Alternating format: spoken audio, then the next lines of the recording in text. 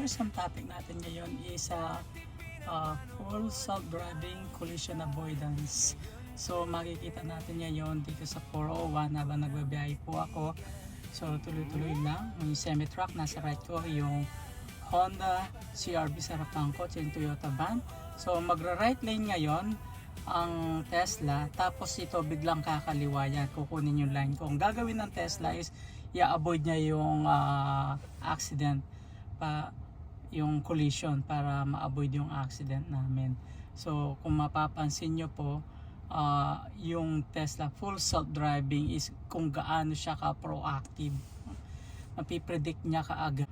Makikita nyo, nag-signal siya, tapos konting motion lang to the left, nag-maneuver na yung Tesla papunta sa kaliwa to avoid the accident. No, ganun ka-active yung safety. When it comes to safety, yung Tesla FSD. So napakaganda nito, lalo na sa safety sa driving, no. Fully engaged yung aking full self-driving. Hindi ko hawak ang wheels at walang paa sa pedals. So siya mag-isa, nag-avoid siya ng collision niya. So kung mapapansin niyo, yan i-slow motion natin ngayon.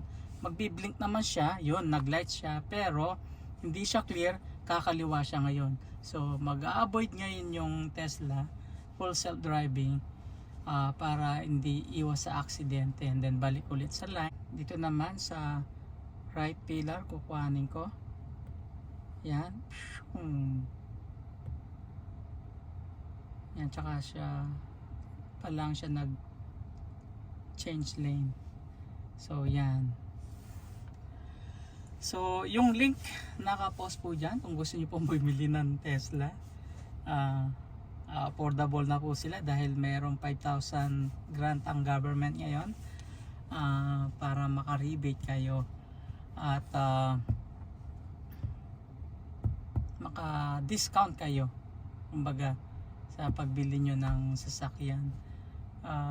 You can't go wrong when you buy a Tesla. Malaking tipid na siya, wala kang gasolina, wala kang brake pads na bibilin, rotor, wala kang oil change, wala kang spark plug. Marami siyang tatanggalin na maintenance. So usually ang ginagawa kong maintenance lang sa sasakyan ko is maglagay lang ng windshield fluid, yun lang, tsaka papalinis yung rotor every year, tsaka brake pads. Again, update lang.